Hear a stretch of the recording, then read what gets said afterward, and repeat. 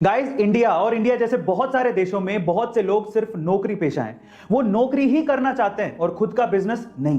क्या वो रिस्क उठाने से डरते हैं?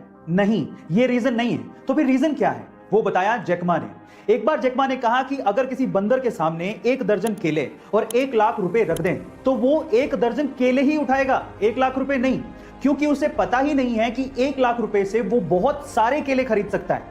इसी तरह से नौकरी पेशा लोगों को यह पता ही नहीं है कि बिजनेस करने से, जिसमें उतनी ही मेहनत लगेगी जितनी वो जॉब के लिए करते हैं, उससे ज्यादा पैसा कमाया जा सकता है। गाइस, यही रीजन है जिसकी वजह से ज्यादातर लोग जॉब करते हैं, वो इस चीज से बेखबर हैं। गाइस, आपको ये जान के कैसा लगा और क्या आप भी इससे तवज्जो रखते हैं? कमेंट सेक्शन में जरूर लिखिएगा और ऐसे अमेजिंग वीडियोस के लिए शेयर, सब्सक्राइब एंड लाइक। मंदिर में चढ़ाए गए फूल अगले दिन कचरे में फेंक दिए जाते हैं, लेकिन किसी के लिए वो कचरा है तो किसी के लिए बिजनेस का आइडिया।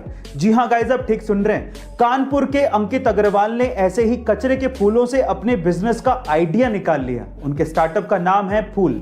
अब ये करते क्या है, उनके आइडिया को ध्यान से सुनिएगा।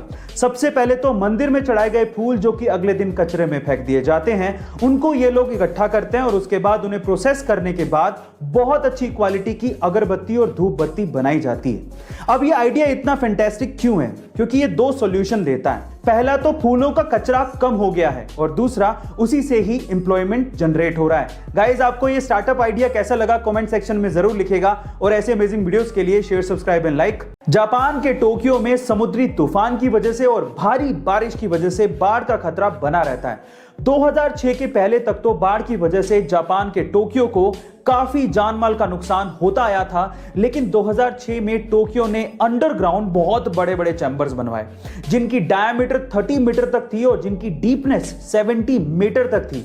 ये चैम्बर्स एक्चुअली बाढ़ के पानी की निकासी के लिए बनाए गए थे और 2006 के बाद से आज तक काफी बार इन चैम्बर्स ने टोक्यो को बाढ़ से बचाया है और बाढ़ से होने वाले नुकसान में 90% तक कमी आई है। गाइस, क्या आपको भी लगता है कि ऐसी मेगा स्ट्रक्चर्स भारत में भी कहीं ना कहीं बनानी चाहिए? कमेंट सेक्शन में जरूर लिखिएगा और ऐसे अमेजिंग वीडियोस के लिए share, subscribe and like. Guys, आपने गौर किया होगा कि आपके आसपास कई ऐसे लोग हैं जिनके बहुत सारे दोस्त होते हैं और आप लोग ये सोचते हैं कि काश इतने दोस्त मेरे भी होते। पर सवाल यह है कि आखिर इतने दोस्त बनते कैसे हैं? दोस्त बनाए कैसे जाते हैं? उसके तरीके क्या हैं? देखिए, बहुत सारे तरीके हैं, लेकिन आज इस वीडियो में मैं आपको सबसे आसान और सबसे अच्छा तरीका बताता हूं। ध्यान से सुनिएगा। देखिए, एक स्टडी के अनुसार ये कहा गया है कि अगर आप किसी से बातचीत कर रहे हैं और उस बातचीत में आप सिर्फ 20% ही बोलें लेकिन 80% उसकी बातों को सुने, तो वो बंदा शायद आपका दोस्त जल्दी बन जाएगा। लेकिन उसकी बात को सुनने के लिए नहीं सुनना है, उसकी बात पे गौर भी करना है। ये बहुत इंपॉर्टेंट है। गाइस, आपको ये ट्रिक कैसी लगी कमेंट सेक्शन में जरूर लिखिएगा और ऐसे अमेजिंग वीडियोस के लिए शेयर, सब्सक्राइब एंड लाइक। अगर आप बाइक लवर्स हैं तो आप रॉयल एनफील्ड के क्रेज से जरूर वाकिफ होंगे, लेकिन क्या आपको पता है कि जब 1993 में आइशर मोटर्स ने रॉयल एनफील्ड को खरीदा था तब वो एक लॉस मेकिंग कंपनी थी और अगले 5 साल तक लगातार लॉस में ही रही, जिस वजह से कंपनी बंद होने की कगार पर थी और आइशर मोटर्स उसे बेचना चाहता था।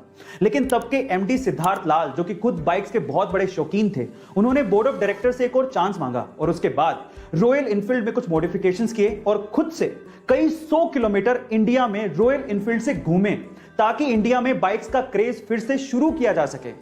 और उसी का नतीजा है कि आज royal Enfield mid size bike के सेगमेंट में 96% मार्केट को कैप्चर किए हुए है और इसी वजह से रॉयल एनफील्ड का इतना क्रेज है। गाइस, क्या आपको इसके पहले तक ये अमेजिंग इंफॉर्मेशन पता थी? और अगर नहीं पता थी तो कमेंट सेक्शन में जरूर लिखेगा और ऐसे अमेजिंग वीडियोस के लिए शेयर, सब्सक्राइब एंड लाइक।